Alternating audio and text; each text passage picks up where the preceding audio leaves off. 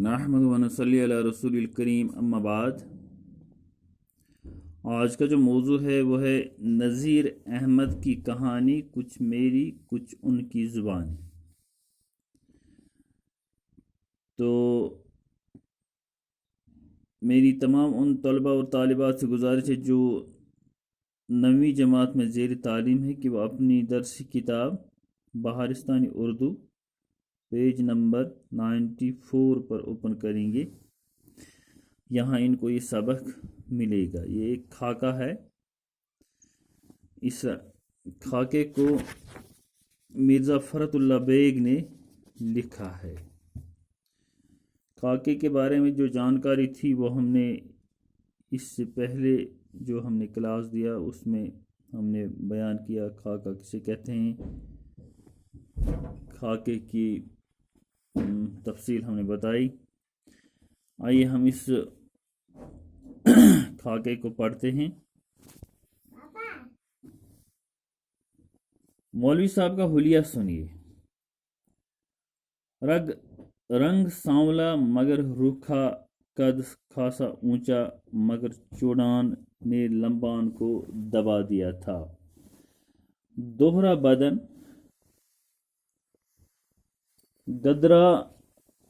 गदरा ही नहीं बल्कि मोटापे की तरफ कदरे माइल।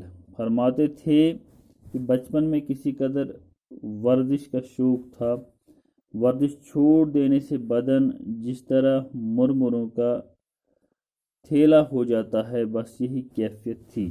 भारी बदन की वजह से चूंकि कद ठिगना मालूम होने लगा था, इसलिए इसका तकमला ऊंची तुर्की टोपी से कर दिया जाता था। कमर का फेर जरूरत से ज्यादा तोंद इस कदर बढ़ गई थी कि कमर में इजार बंद बांधने की जरूरत ही नहीं बल्कि तकलीफ देह समझा जाता था और महज एक गिरह को काफी ख्याल किया जाता था। गर्मियों में तहमद यानी तहबंद बांधते थे। इसके पल्लू उड़सने के बजाय इधर उधर डाल लेते थे, मगर उठते वक्त बहुत एहतियात करते थे। अव्वल तो कुतुब बन बैठे रहते थे।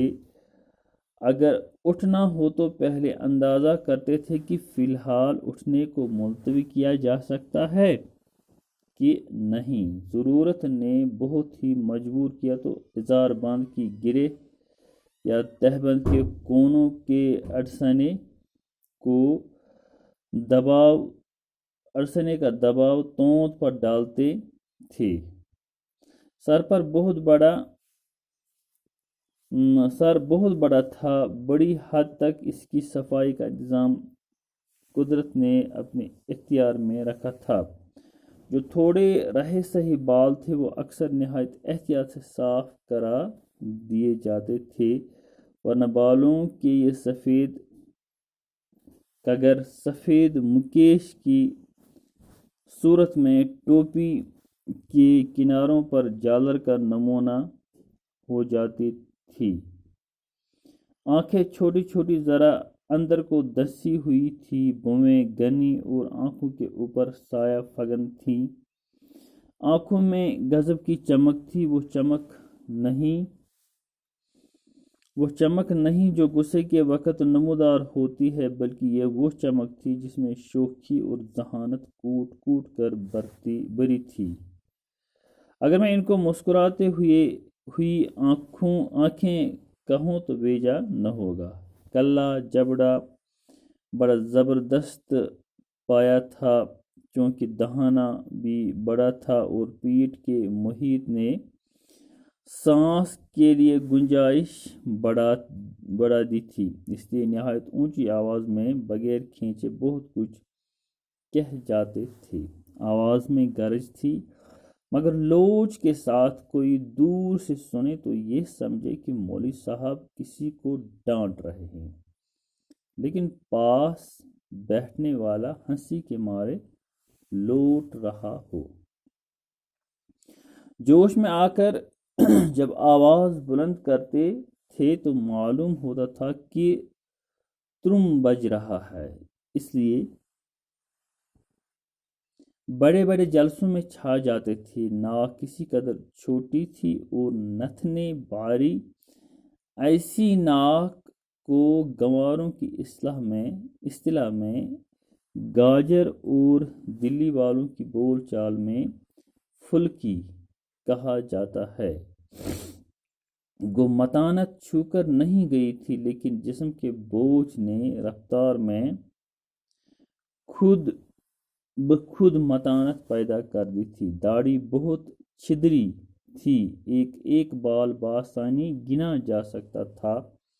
दाढ़ी की वजह कदर ने खुद फ्रेंच फैशन बना दी थी। उन्होंने अपने बारे में बताया, लो भाई, हम बहुत गरीब लोग थे, न खाने को रोटी न पहनने को कपड़ा। तालीम का शौक था, इसलिए फिरता फिराता पंजाबियों के कड़े की मस्जिद में आकर ठहर गया।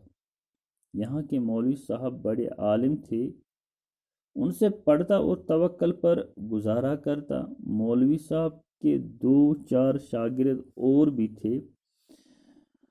उन्होंने इन्हें भी पढ़ाते और मुझे भी पढ़ाते। दिन रात पढ़ने के सिवा कुछ काम न था। थोड़े से दिनों में मैंने कलाम मजीद पढ़कर अदब पढ़ना शुरू किया।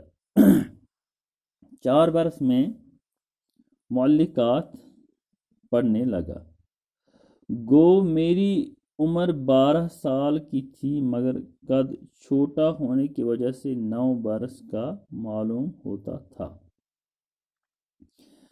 पढ़ने के अलावा मेरा काम रोटियां समेटना था। सुबह होती और मैं छड़ी हाथ में लिए घर घर रोटियां जमा करने निकला। किसी ने रात की बची हुई दाल ही दे दी, किसी ने कीमा की लकड़ी ही रख दी, किसी ने 2-3 सूखी रोटियों ही पर टरकाया। गरज रंग बरंग का खाना जमा हो जाता था। मस्जिद के पास ही अब्दुल खालिक साहब का मकान था। अच्छे खाते पीते आदमी थे। इन्हीं के बेटे डिप्टी अब्दुल हामिद हैं, जो सामने वाले मकान में रहते हैं। इनके यहाँ मेरा कदम रखना मुश्किल था। इधर मैंने